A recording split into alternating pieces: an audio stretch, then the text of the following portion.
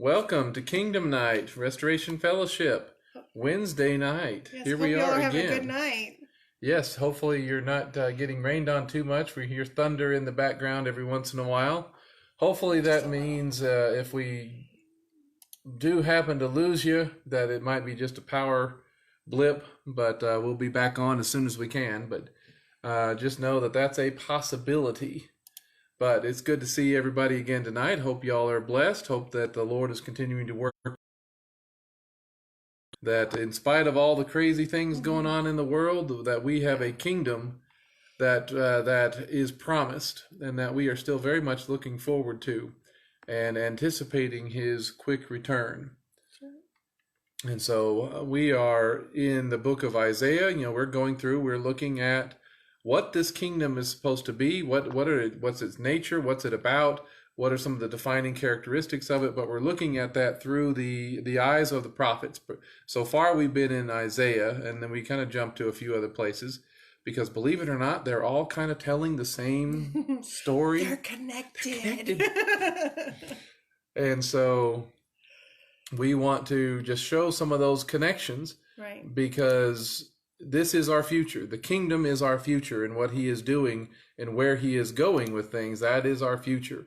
So we're going to be looking at Isaiah tonight. We're in Isaiah 63. Vicky's been doing more of the research today, and she has really been focusing on Don't give it away. a particular element within it that we're going to spend a lot of time on tonight.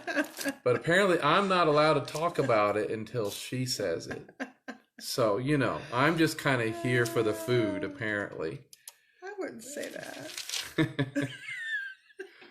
So, where are we? Isaiah Okay. 63? Isaiah 63. All right. But I wanted to read you something out of Revelation chapter 19. Right? We've got the wedding of the bride and the bridegroom in Revelation 19. And in verse 11, it says, "Next I saw heaven opened, and there before me was a white horse. Sitting on it was the one called Faithful and True, and it is in righteousness that he passes judgment and goes to battle." So he's coming to go to battle. "His eyes were like fiery flame, and on his head were many royal crowns. And he had a name written which no one knew but himself. He was wearing a robe that had been soaked in blood, and the name by which he is called is the Word of God." All right. There should be no question or ambiguity of who that's talking about. This is Yeshua. This is Yeshua. And his robe is soaked in blood. Okay? And we read that, and if all we ever read from is the New Testament, we're going to think, oh, well, it's dipped in blood. It's his blood from the crucifixion. But remember, this is the second coming, and he's coming to do battle with his enemies. And there's an interesting correlation to that idea of his robe being dipped in blood or soaked in blood in Isaiah chapter 63. So let's go to Isaiah chapter 63. Kelly, can you read verse 1 for us? No, verse 1 and 2. Okay. "Who is this coming from Edom, in crimson garments from Bozrah?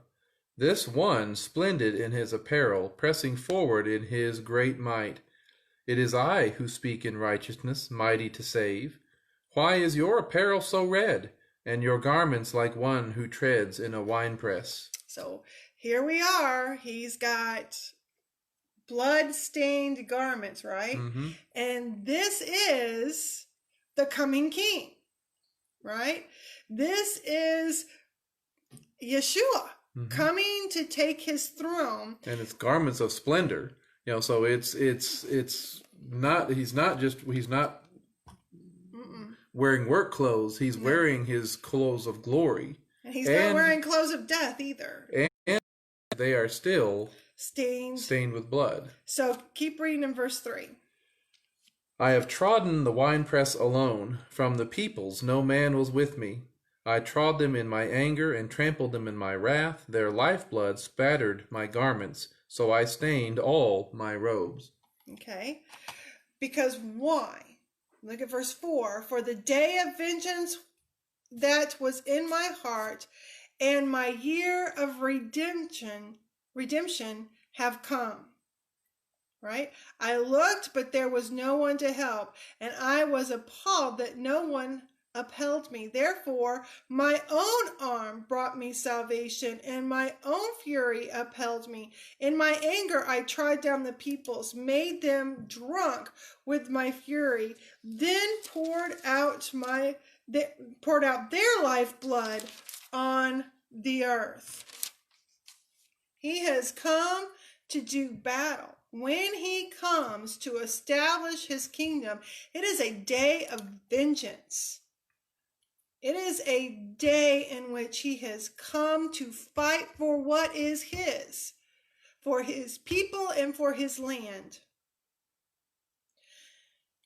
But it is also the year of redemption, right? We talked about this a little earlier. Why a year for redemption? Well, it's a long process. I mean, it's not just a snap your fingers and kind of get her done. Mm-hmm. When they came out of Egypt, it wasn't an instantaneous moment. No. I mean, there was the day of Passover. There was the moment of deliverance, but that process extended through the Red Sea. It extended to when they came to Mount Sinai. It was extended through the whole process of here's the instructions for the tabernacle, the building of the tabernacle, and the first Passover following on it. So all of that was essentially the year of redemption. And so when he returns, not only is he going to fight his enemies in the day of vengeance, but it's going to take time. Remember, they're going to be collecting bones, burying bones for 7+ months. That's out of Ezekiel 39, verse 12. Mm-hmm. And so after you go through that process, we're in the Torah portion now that talks about the red heifer for touching a dead body or a bone. So what do you think is going to happen at the end of all that burial stuff? Well, they're going to have a red heifer that's either already been sacrificed and offered and prepared, or they're going to have to do one. Right. After that process. And in the meantime, you've got the building of the temple for the millennial age, right? That's going to be huge, not to mention the inauguration and him establishing his kingdom, right? And him setting up the function of his kingdom the way it's meant to be. Mm-hmm. That is going to take time. Yes, it will. That is going to take time. It's going to take time just to get the materials to Jerusalem to build the temple. So there's going to be a lot of things that are going on. Again, like Kelly said, it's not going to happen at the snap of a finger. Some things will. Right. So, I mean, there's the twinkling of an eye where we will be changed. We will be changed. There will be some things that will be instantaneous on the day of. Right. But there is a process of redemption. I mean, this is a millennial reign. It's 1,000 years. He's not going to be in a hurry to do everything on the first day. He wants to do it right. And of course, the scripture gives us some clues as to how long that's going to take. But I want to back up for a little bit because I want to go to verse 1. Because I want to focus in on this idea of him coming from Edom and from Bozrah. Okay? He's coming from Edom, and Bozrah was a city in Edom. It's along the King's Highway, maybe a little bit that road of the King's Highway. And I want to focus in on Edom. What is the significance about Edom? Why does God focus in on Edom here? Right?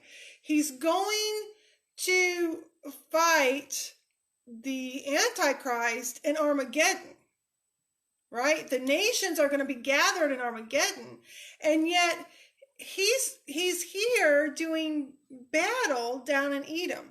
Mm-hmm. Okay, so what is the significance about Edom versus the Antichrist? The Antichrist comes from the north. Yes. Edom is in the south, Mm-hmm. right? And technically, you could argue that the Antichrist coming from the north, or where the Valley of Armageddon is, that's a north. That's a passage that's coming from the northwest and swooping into the northwest or northeast. I mean, there's it's the primary path to come to Jerusalem from the coastland into the mountains. Edom, or from the Fertile Crescent. Yeah, but I mean, immediately it's Right. coming from more the Right. coastal areas, Right. and then Edom is on the eastern side of Jerusalem from the south, and so Yes. it's going to be moving up and going this way. So you have almost like a pincher move of directions coming towards Jerusalem. Yeah. So why is he here in Edom? Okay, that's what I want to explore tonight. And I want to take a look at the significance of Edom, because there's also some things that are happening that I think are very significant in that part of the world today that we need to be aware of. Okay? So we have this idea of him coming out of Edom. He's done battle. His garments are soaked in blood already.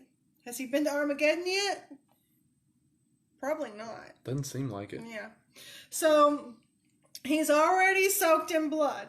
All right. So let's go. We're gonna go to a few places tonight, looking at this stuff. Of course, the entire book of Obadiah, which is of course only one chapter, is about Edom, right? And remember how in Malachi, God says, Jacob I have loved, Esau I have hated. So there is this hostility between Israel and Edom that goes all the way back to Jacob and Esau.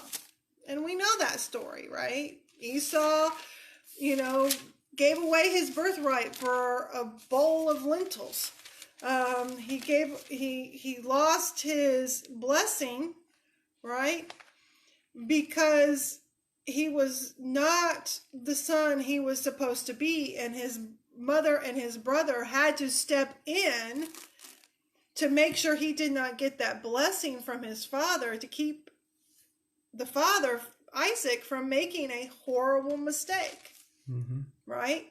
Because the one who got the blessing would have been in charge of the whole family, and Esau being in charge of God's family would have been a disaster. Mm-hmm. Okay? So, and God always intended it for it to go to he Jacob. always intended it for it to go to Jacob. And why is it that he told Rebekah when they were in her womb that the younger would, serve? Or the older would serve the younger. The younger would be over the young. Older, I can't talk. That the younger would be over the older, in that sense, is what I was trying to say. And we'll see a little bit how that eventually plays out in some of these prophecies tonight. But he told Rebekah, because it was Rebekah who was later on going to have to step in and make sure Isaac did not make that mistake. Mm-hmm. Okay, so let's go to where to start. I want to go to Jeremiah 49. Let's go to Jeremiah 49. Like I said, we're going to be in different places tonight, so y'all get ready. We're going to do a Bible study, okay? And you may say, well, what does this have to do with the kingdom? Well, obviously, Messiah's back, right? Right? He's come to do battle, and this is part of the setup of the kingdom. Mm-hmm. Okay, so this is important. There are factors and factions that are opposed to Messiah's reign, as Right. there was in his first coming. There will be those in the second coming. So we should expect. I mean, in order for the Antichrist or the forces of evil and anybody to be opposed to the coming Messiah and the coming of the King in glory and power, I mean, that's got to be a pretty dark time to have that many rally to you for that cause, or there's a great deception that's going on in order for people to rally to that cause. Mm-hmm. You know, can you imagine? Would you, if you got a call, hey, let's go oppose Yeshua at his return? Some of us, surely we would not answer that call, but there are people that are going to be answering that call, and there may be people who are they're saved who think they are fighting for God that are going to be answering that call. Because that's the nature of deception. There's wheat and there are tares among the wheat, and they don't even know it. Yeah. Okay, so starting in verse 7. Okay, can you... Jeremiah 49. I'm sorry, Jeremiah 49. Starting in verse 7, and we're going to go to the verse 22. So let's go. About Edom, thus says Adonai Tzavot, the Lord of hosts, is there no longer wisdom in Teman? Is counsel lost to the prudent? Has their wisdom vanished? Flee and turn back. Stay low, inhabitants of Dedan, for I will bring Esau's calamity on him at the time that I punish him. Stop right there. So it's mentioned two cities. Go through 22. We're going to go through the 22. It's mentioned two cities, Teman and Dedan. Well, those are in modern day Saudi Arabia. Basra, that we mentioned in Isaiah 63, is in the southern part of modern day Jordan. Mm-hmm. So these cities in Saudi Arabia are being listed as part of Edom. Yeah. Which is different from how I'm used to seeing Edom. Usually you're seeing Edom, on the southeastern end of Israel, Dead Sea and some of those areas, not extending all the way down there into Saudi Arabia. And toward the territory of Midian, right? And that's the difference between the time period of Moses versus the time period of Jeremiah. Things have shifted a little bit, okay?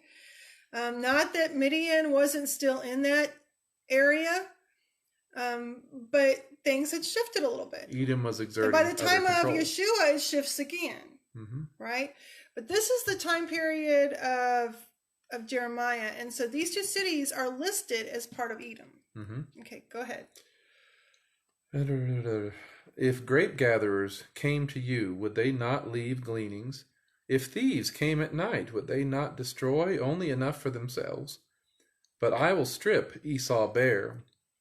I will uncover his hiding places, so he will not be able to hide himself.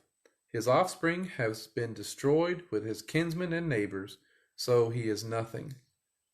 Leave your orphans, I will keep them alive, and let your widows trust in me.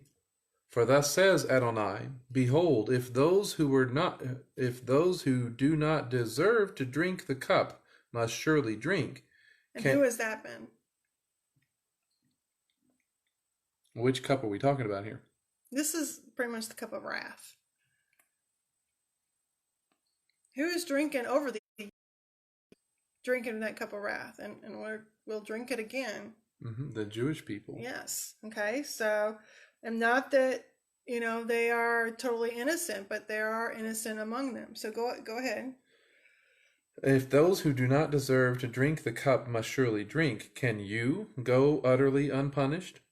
You will not go unpunished, for you shall surely drink. For I have sworn by myself, it is a declaration of Adonai, that Bosra will become a horror, a disgrace, a waste, and a curse.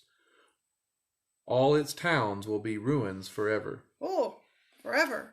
Okay? And this is Basra. This is the city we see in Isaiah 63. So this is when he comes and does this. Okay? All right? Keep going. I heard a message from Adonai. An ambassador is sent to the nations. Gather together. Come against her and rise up for war. So they're getting a call to come and oppose the movement of the king.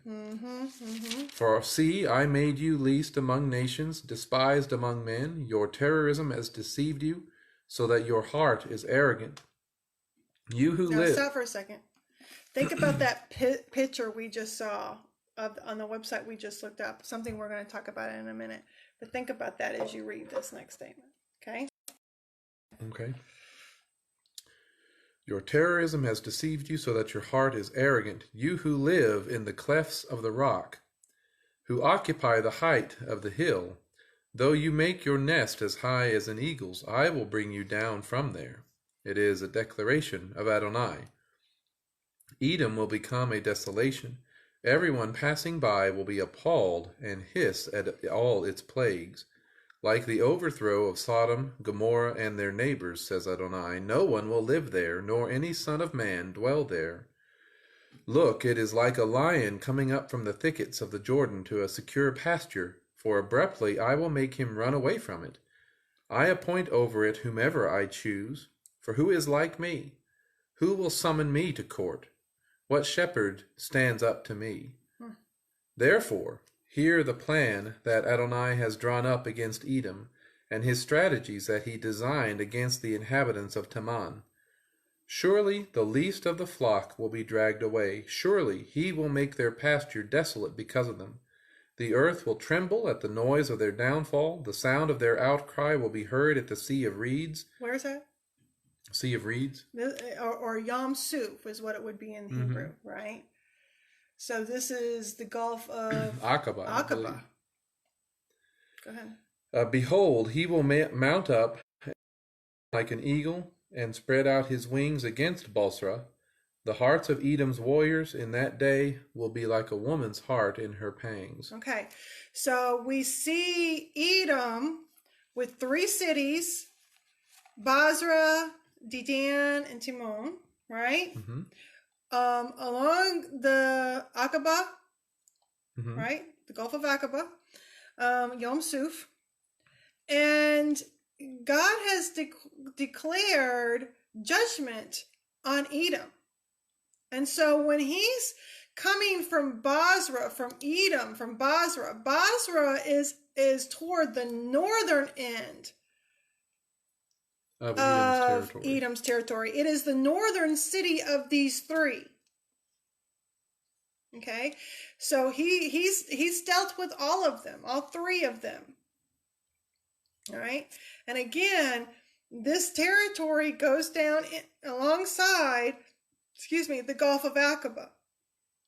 Now, I find that very interesting, considering what is happening along the Gulf of Aqaba and around these cities of Dedan and Timon today. What is proposed around all of these places today. Right. What would that be? Well, there's an international city that's proposed and planned and being broadcast as this future gathering place of the world economy, so to speak. Kind of like Tower of Babel. An economic mecca, yes, so to speak. Yes. That's called Neom. I may not be pronouncing that actually, correctly. I saw something online today when I was researching this, and I would love if anybody who knows Hebrew really well, if you know an Israeli, one thing that I saw online, I would love to know if it's true or not, is that in Hebrew the word Neom actually means monster or wicked person. Monster. That would be interesting. Interesting, because the beast comes out of the sea. And it's right it's next like, to the sea. Okay, yeah. Okay. But, you look up the website for Neom, and it's very simple, neom.com. And the big front page of it is an accelerator of human progress. Progress. But not the type of progress God is looking for. Yeah. Right? So, and they have these pictures on there of caves and clefts archaeological of the rock, sites. And it's like, interesting. These high, rocky places. Edom built a lot of its fortresses up in the mountains were very, very easy to defend against anybody coming into the... Right. But right in the middle of this, or right around it, is what? Right around it? Or what's right there in the midst of all of that? Well, in the midst of the proposed site is the likely location of Mount Sinai. Mm-hmm. A certain mountain that might have some importance or significance, somewhere in those scriptures back there, Yeah. Mount Sinai, I mean, is that really going to be important in that day? I'm thinking so. Let's go to Ezekiel. Let's go to Ezekiel chapter 25.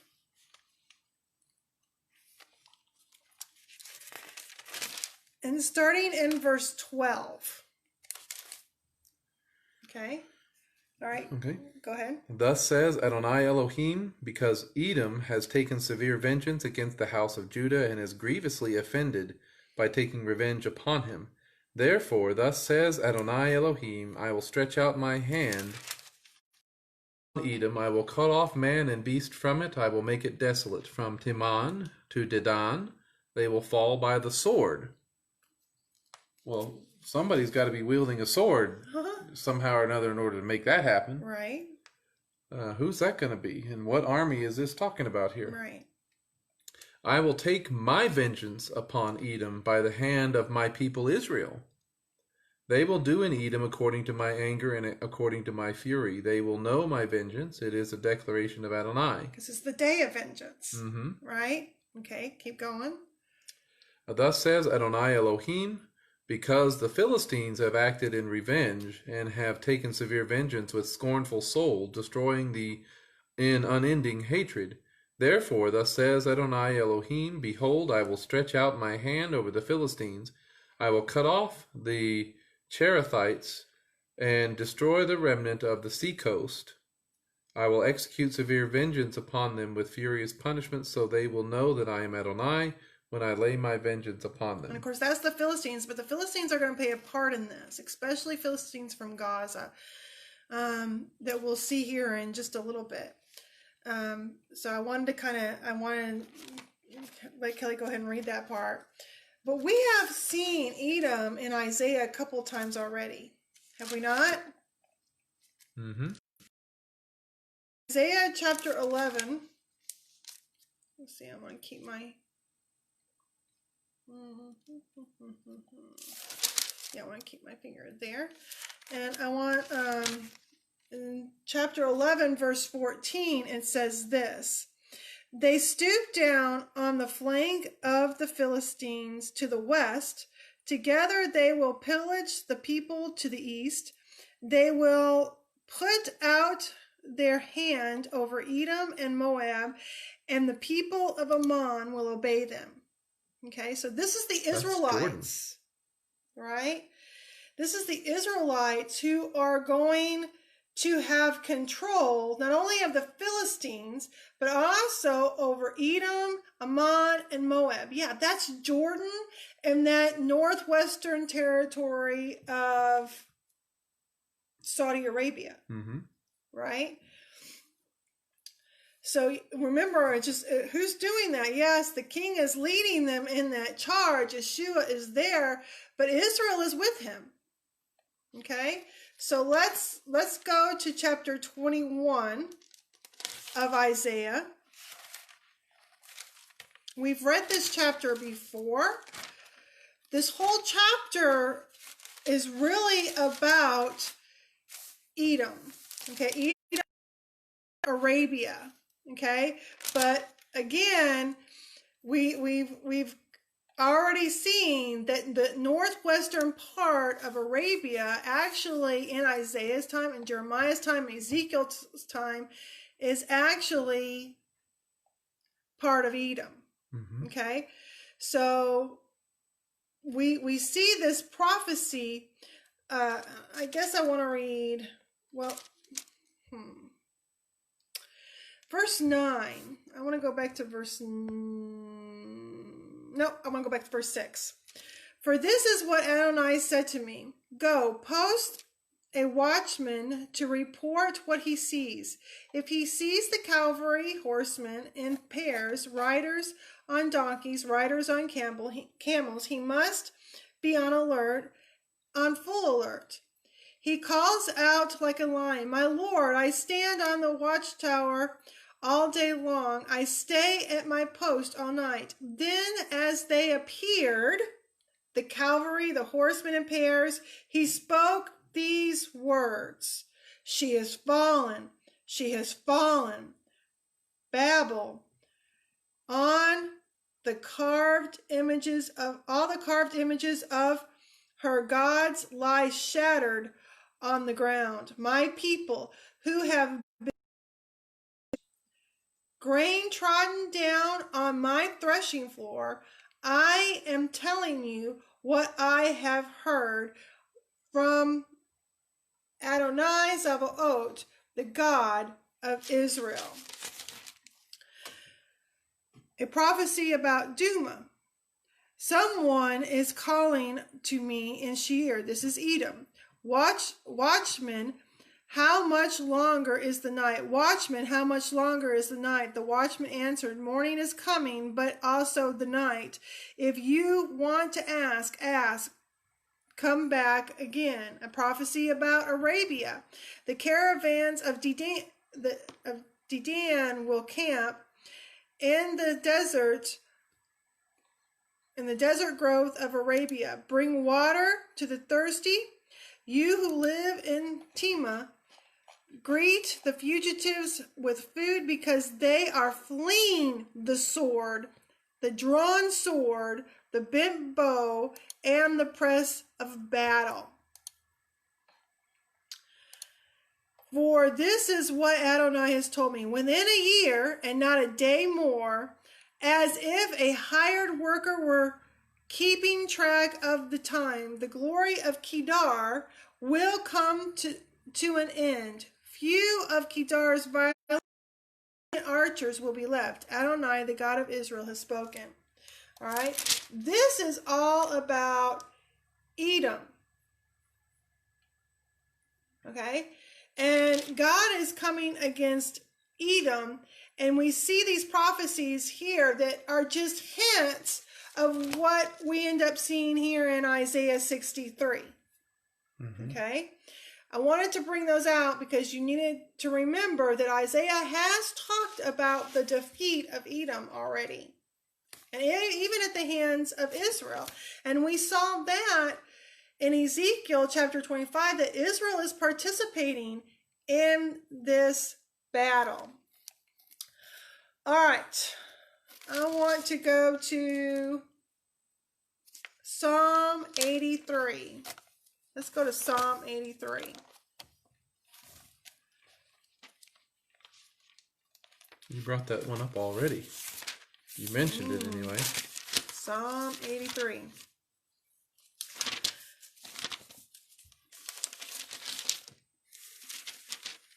Oops, I've gone too far. Okay. Read through verse 9 for us. All right, a psalm of Asaph. God, do not keep silent. Do not hold your peace. Be still. For look, your enemies make an uproar. Those who hate you lift up their head. They will make a shrewd plot against your people, conspiring against your treasured ones. Come, they say, let's wipe them out as a nation. Boy, we've heard that repeated over history. Let Israel's name be remembered no more, for with one mind they plot together. Against you do they make a covenant.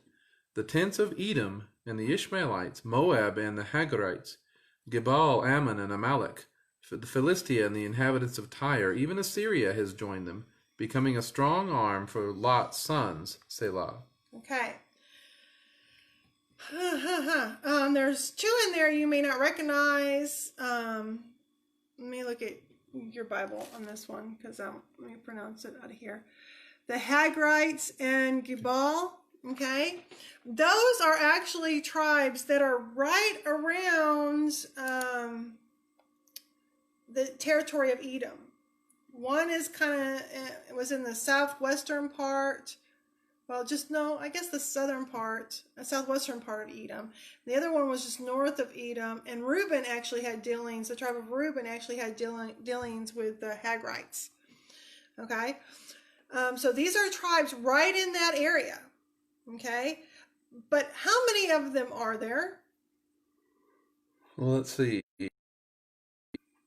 Edom, Ishmaelites, Moab, Hagrites, Gebal, Ammon, and Amalek, Philistia, Philistines, inhabitants of Tyre, Tyre, even Assyria. Assyria. How many is that? That would be 10. 10 nations. Where, Does that sound do I familiar? remember, where do I keep 10 10? nations. As a matter of fact, Asher, which Isaiah talks about in terms of the Antichrist, Assyria, right, is there also to reinforce the descendants of Lot, which is Ammon and Moab, who are on the list. And remember what Daniel said, that the Antichrist would not crunch Ammon, Moab, and Edom. He's going to leave those three alone. As he is coming through Israel and destroying things in Israel, as he's making his way down to Egypt to destroy Egypt, Egypt's not going to escape. But those three will. There's a significant issue with three kings as well, too. So the 10 is referring to or a reference to potentially something that comes up in the book of Revelation. The coalition of the Antichrist, right? Yeah. Just wanted to make sure everybody knew that. And I forgot what I was going to say. And three of those kings will kind of fall away in terms of... It's not that they're not going to be affected. They're not going to be affected. They are going to be affected, just not completely destroyed. Right. Okay. By the Antichrist. Okay. But anyway, that is a very important point to make. That Edom is a part of that 10-nation coalition here in Psalm 83. Okay. All right. Now I want to go to the book of Amos. Amos. I have to find Amos in this Bible. Amos. Right before Obadiah. Yes, right before Obadiah. Very important. But it's easy to miss Obadiah since Discussion. It's got that It's only... just one chapter long. Yep. Yeah. I'm winning Bible drill today. He is. Okay, let's go to chapter 1 of Amos. All right. And let's look at what God says. Let's read verse 6 through 10. Thus says Adonai, for 3 crimes of Gaza, even for 4, I will not relent. For they exiled an entire population, giving them over to Edom. Send fire on the wall of Gaza, it will devour its citadels. I will cut off Ashdod's inhabitants. Wielding Ashkelon's scepter, I will turn my hand against Ekron, and the rest of the Philistines will perish. My Lord Adonai has said it. Thus... Hold it right there for a second. Remember I said the Philistines were going to play a part in this, right? Okay. So this is Gaza sending Israelites to Edom to be slaves in Edom. Okay. Keep going, verse 9. Thus says Adonai, for 3 crimes of Tyre, even for 4, I will not relent. For they gave an entire population over to Edom, and did not remember the covenant of brothers. I will send fire on the wall of Tyre. It will devour its citadels. Okay. So again, and Tyre is sending slaves, Israelite slaves, to Edom. Excuse me. Okay. So many of the Israelites are ending up where? In Edom. As slaves. That could be problematic. So why would Yeshua go fight in Edom? And the Israelites end up fighting with him. Well, I mean, it's just like the pattern that you see in Egypt. He leads out an army Yes. out of Egypt, Mm-hmm. and they are trained and prepared, and they are ordered for battle Yes. as they come out of Egypt. So this would be Yes. essentially another moment where they are being delivered from slavery, Yes. and they are immediately going into The kingdom. the kingdom in preparation for battle. Yes. All right. So let's keep going in verse 11. Thus says Adonai, this is Amos chapter 1, verse 11. Thus says Adonai, for 3 crimes of Edom, even for 4, I will not relent. For he pursued his brother with a sword and stifled his compassion. For his anger tore continually, and he kept his wrath forever. So I will send fire in Teman, I will devour Bozrah's citadels. Okay. So we see Timon and Bozrah named there again in correlation with Edom. But this is Edom. You've gone against your brother. This was your brother, and you've gone against him, right? Mm-hmm. You've taken him as slaves. Now, when the enemy is just destroyed, when Yeshua comes and he fights Edom, and he rescues the Israelites who are there to take them back in to Israel, right? We are going to see that great reversal we talked about before out of earlier passages in Isaiah, what we read before, in terms of Israel then going to be in control of Ammon and Moab and Edom. Mm-hmm. Okay, so there's going to be that great reversal. Yes, at the coming of the kingdom. Right. And even of Gaza, these things are very important. That idea of the great reversal is huge. Yeah, even in the book of Revelation, Mm-hmm. you have the great reversal of the economic systems, the world power systems.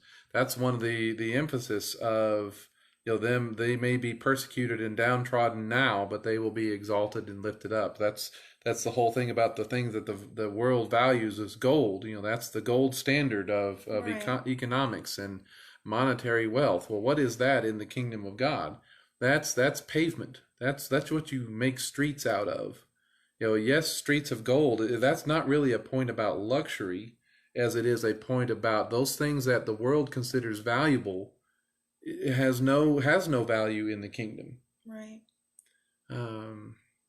Because that stuff is so plentiful. It's plentiful. One thing that they say about that's spoken of in terms of the time of the Israelite kingdom under Solomon was that silver was extremely common. Mm-hmm. It was found. It wasn't worth very much because it was Everybody so common. had it. Everybody had silver, right? And again, in Yeshua's kingdom, in the Messianic kingdom, gold is going to be so common, Mm-hmm. right?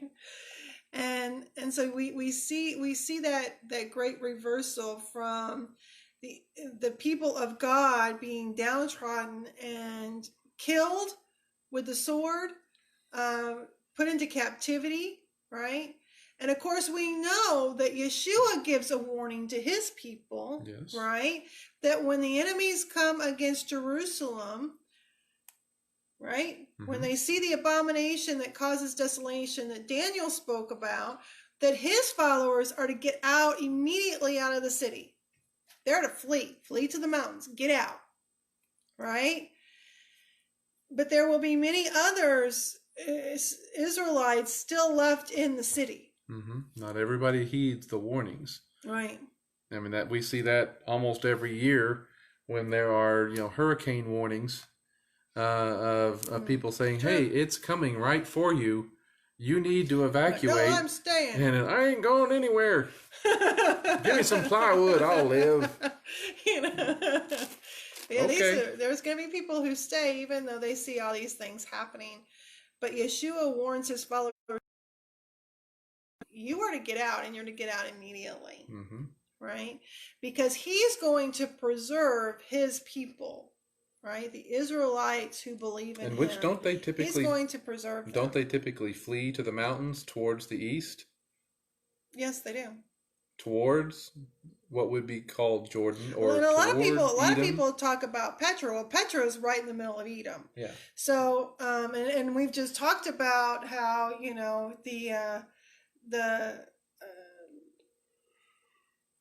Mount Sinai, what many are believing is Mount Sinai, is also in the midst of this territory. Mm-hmm. And so,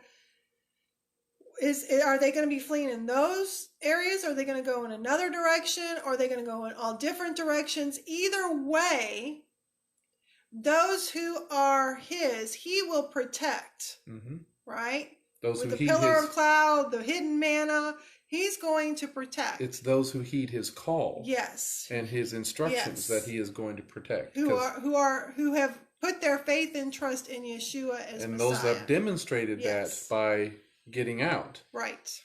If you don't heed his call, then the scripture talks about a third will be killed with a sword, a third will go into captivity, and a third will be left to or it will escape destruction.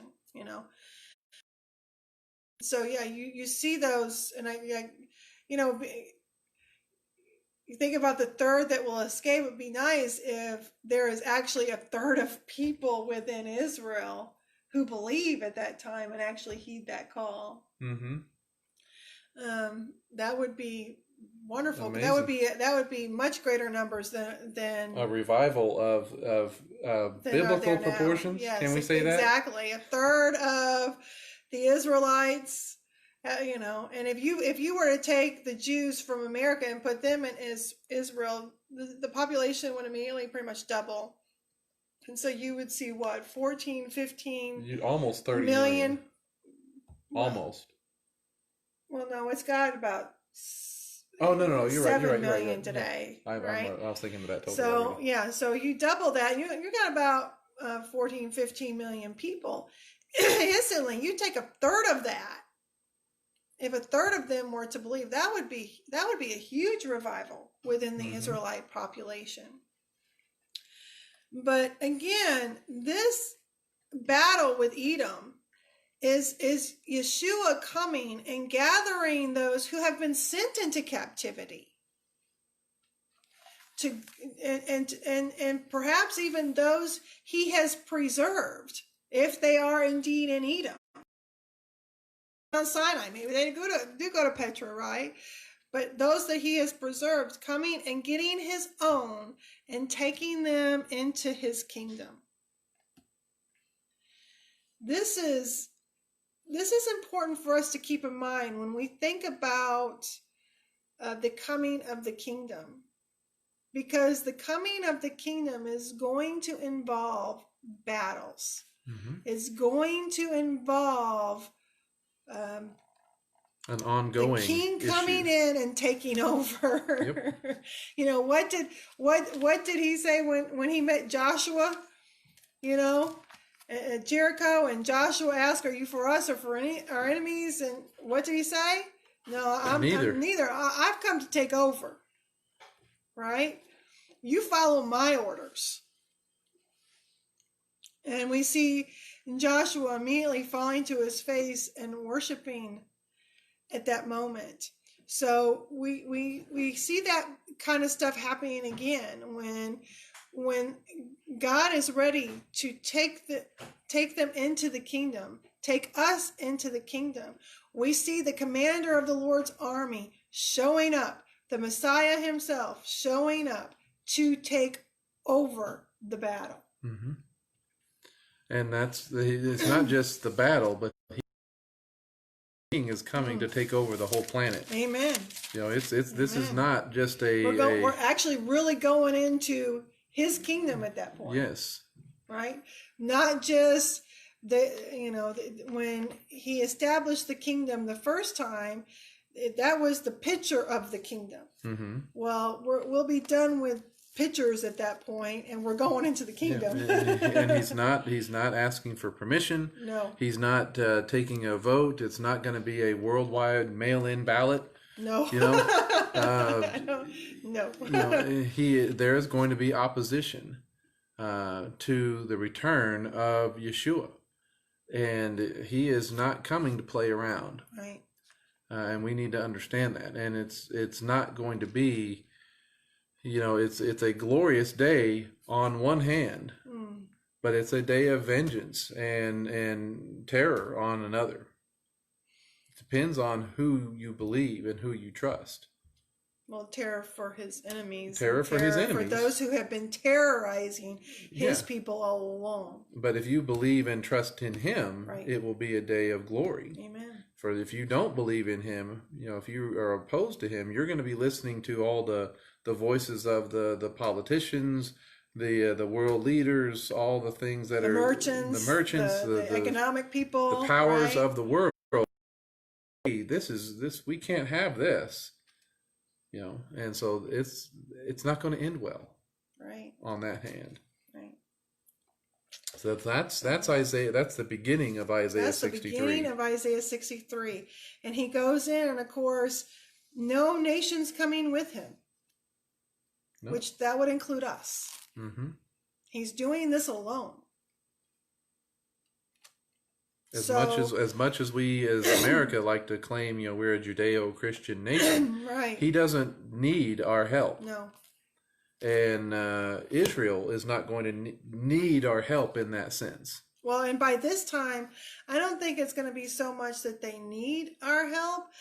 I'm thinking we're either not going to be able to help, mm-hmm, or interested in helping. Mm-hmm. And I can see both of those possibilities, because there's parts of our country today, even today, that wouldn't have the slightest interest in helping Israel. Well, they're trying to get us to not help Israel, right? Actively. Very much so. Very much so. And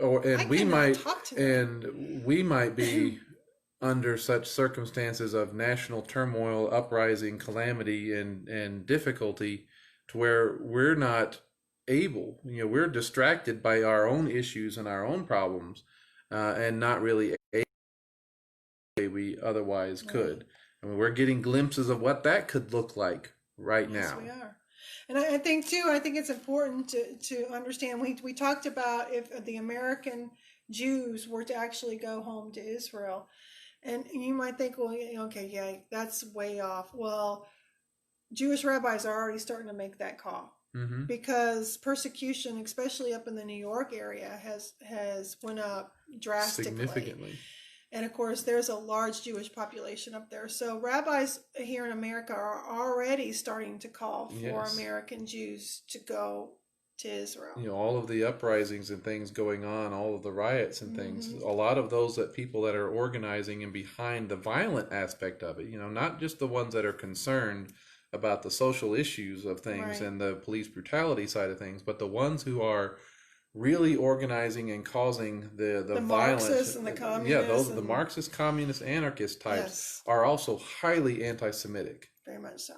And the Jewish people know it, and they are being targeted and blamed for all the world's problems, like same thing that Hitler did. Mm-hmm. And so they are calling for people, you need to start making your plans to exit to Israel. So we, as the people of God, need to be praying for our Jewish brothers and sisters. Those who believe in Messiah, believe in Yeshua, are going to have to face some of those decisions themselves. Mm-hmm. And especially the Messianics that believe in Yeshua may not be welcome in Israel. So there's going to be a lot of decisions on a lot of different levels that are going to be made in the coming years. We don't know how many years. We don't know how long any of this is going to take. We just know it's coming. It's coming. I tell my children, this could be, 5 years from now, it could be 20, could be 50, could be 100 years from now. We don't know God's timetable. And the truth of the matter is, we have a part to play. Are we ready for any of this? Do we even know what our role is supposed to be as the people of God? Do we know what being ready is even about? Mm-hmm. Because it goes beyond, the prepping, right? Yeah. You got your prepper idea out there, but it goes way beyond that because it's a spiritual preparedness Well, to know and understand what's coming. well, usually when you think about prepping, you think about what do I need to do in order for me and my family to survive Right. for a limited time. But if you're Right. preparing as a prepper for your role in the kingdom, then you're with a different purpose in mind. Yes. You're prepping for how am I going to be able to fulfill my role as a believer in coming to the aid of the Jewish people, coming to the aid of the kingdom of God, coming to the aid of hiding those who believe who are being persecuted. And that causes you to do things a lot differently than if you're just prepping to survive you and your family. Right. So, do we really understand our role? Do we really understand what we are preparing for and what being prepared looks like? That's why you see over in parts of Egypt among the Coptic communities, many of them are preparing to receive the Jewish people. They're already understanding. It's like, well, when all of this starts happening, they're going to be coming our way, and we're going to need to protect them and hide them and defend them. Right. Because there's also prophecy in the prophets that talk about, him going to Egypt. Mm-hmm. So, I mean, when you really start studying these things and looking at these things, he doesn't just show up at the Mount of Olives. No. A lot of things are A happening. lot of things are happening. And he is doing a lot of different things to establish his kingdom the way it's meant to be. Mm-hmm. And so we just need to know what the word says.